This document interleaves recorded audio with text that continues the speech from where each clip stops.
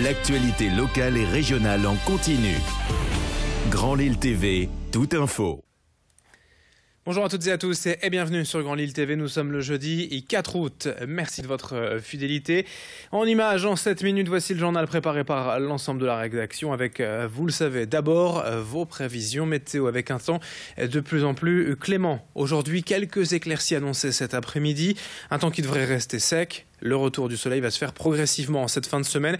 Ce sera encore plus le cas demain et ce week-end avec des températures qui remontent également tout doucement. 22 degrés de prévu cet après-midi pour les maximales. L'information à la une, en images dans ce journal, c'est pour évoquer d'abord les difficultés de certains territoires à trouver un médecin. Car si les Hauts-de-France ne sont pas la région souffrant le plus de déserts médicaux, certaines zones rurales pâtissent tout de même très clairement d'un manque de médecins généralistes. C'est le cas notamment ici à Gemont, près de Maubeuge, où le docteur Philippe Hannequart exerce depuis 40 ans. Il a près de 1200 patients à voir dans un rayon de 20 km, mais préfère lui parler de déserts globaux, ces petites villes ou villages complètement laissés à l'abandon depuis des années par les institutions.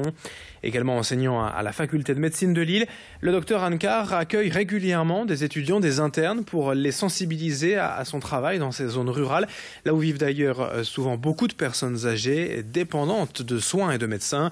Depuis le mois de mai, tout de même, une aide de l'État de 50 000 € est prévue pour les médecins s'installant au moins 3 ans en zone désertée. C'est insuffisant selon le docteur Hannequart, rencontré pour Grand Lille TV par Alison Pelletier. Et je renvoie toute la responsabilité, moi, aux politiques qui ont laissé des bassins de vie complètement se désorganiser, sans travail, enclavés du point de vue communication. Et donc, il ne faut pas s'étonner de cette situation actuelle. On est dans certains bassins de vie dans une fragilité parce que la moyenne d'âge n'est pas bonne, mais il faut savoir qu'il n'y a jamais eu autant d'inscrits de médecins au niveau du Conseil de l'Ordre. On peut dire qu'il y a une pseudo-pénurie, mais surtout ce qui est important, c'est que les médecins sont mal répartis. L'info du jour de ce jeudi, c'est aussi en sport, en football. Le LOSC qui doit jouer, je vous le rappelle, le match retour du 3e tour préliminaire de la Ligue Europa. C'est donc ce soir face au club d'Azerbaïdjan de Kabala. Pour rappel, les Lillois avaient été tenus en échec. À l'aller, on concédant le match nul 1 partout. Coup d'envoi à 19 h, un match retransmis en direct sur la chaîne SFR Sport 2. En cas de succès, le LOSC serait ainsi qualifié pour les barrages de cette Ligue Europa. Autant dire que le chemin est encore long pour se qualifier en phase finale. Autre actualité en bref en ce jeudi, la navette du Vieux-Lille dont le trajet est quelque peu modifié cet été suite aux travaux du fameux plan de circulation. Depuis lundi, en fait, la navette est déviée rue Basse et ne s'arrête plus Grand Place et rue Carnot. À terme, une fois le chantier terminé le 25 août, le petit bus touristique du Vieux-Lille continuera de desservir les mêmes secteurs, mais dans un nouveau sens de circulation. Ce sera désormais dans le sens des aiguilles d'une montre, depuis Riour vers l'Esplanade, la rue Princesse. Tous les détails sur transpol.fr. On enchaîne en images dans cette édition avec une idée de sortie pour les enfants au cœur de l'été. À Lille au Jardin, un Vauban, le théâtre de marionnettes du Petit Jacques, continue depuis 25 ans d'émerveiller petits et grands à chaque représentation. Voyage à Guacamole, intrigue au château, 1001 nuits au grenier. Autant de spectacles qui mettent en scène le personnage de Jacques de Lille et ses amis. Mais on y retrouve aussi toute une galerie de vie quotidienne, du boucher à la boulangère, du poissonnier à la maîtresse d'école. Tout cela entremêlé d'interactivité avec le public, avec les enfants et de folles histoires pleines de rire. Il y a des représentations quasiment tous les jours durant l'été. Plusieurs spectacles tournent à l'affiche. Bref, de quoi à se régaler au théâtre du Petit Jacques. Renseignements sur internet sur le site lepetitjacques.fr et avec les explications d'une des marionnettistes qui nous explique pourquoi le théâtre de marionnettes remporte encore un tel succès aujourd'hui. Explication recueillie par Xavier Silly.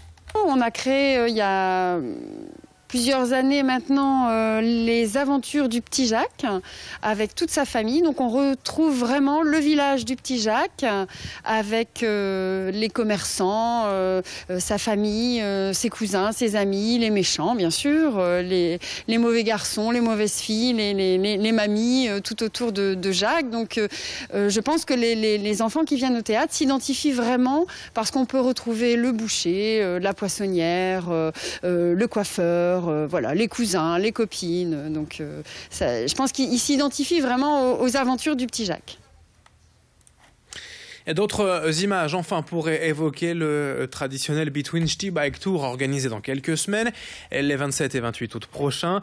Depuis 12 ans, l'événement a pris de l'ampleur et réunit chaque année plusieurs milliers de cyclistes amateurs, qu'ils soient sur les routes ou les chemins.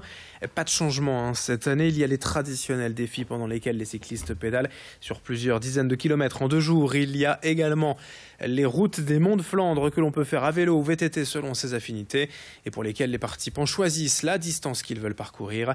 La nouveauté tout de même de cette 12e édition, c'est l'Urban Rando qui se déroulera à Lille en centre-ville. Les inscriptions sont déjà ouvertes sur internet sur le stigbiketour.fr. Explication au micro de Marine Kijek. Il y a ici notre petit bébé tout nouveau qui est l'Urban Rando Cyclo, qui est une façon originale de visiter l'île, 18 km, tranquille, et sur la thématique des 5 sens. C'est-à-dire que tout au long du parcours, les participants vont découvrir des animations autour des sens. Donc l'odorat, l'ouïe, tout ce qui va sensibiliser, je dirais, entre guillemets, mettre une animation pour que ce soit à la fois festif, joyeux, un peu décalé. Tout ça qui partira ici du Between Village et qui reviendra au Between Village. Et fin de cette édition, tout de suite à suivre vos prévisions météo sur Grand Lille TV. Merci de votre fidélité.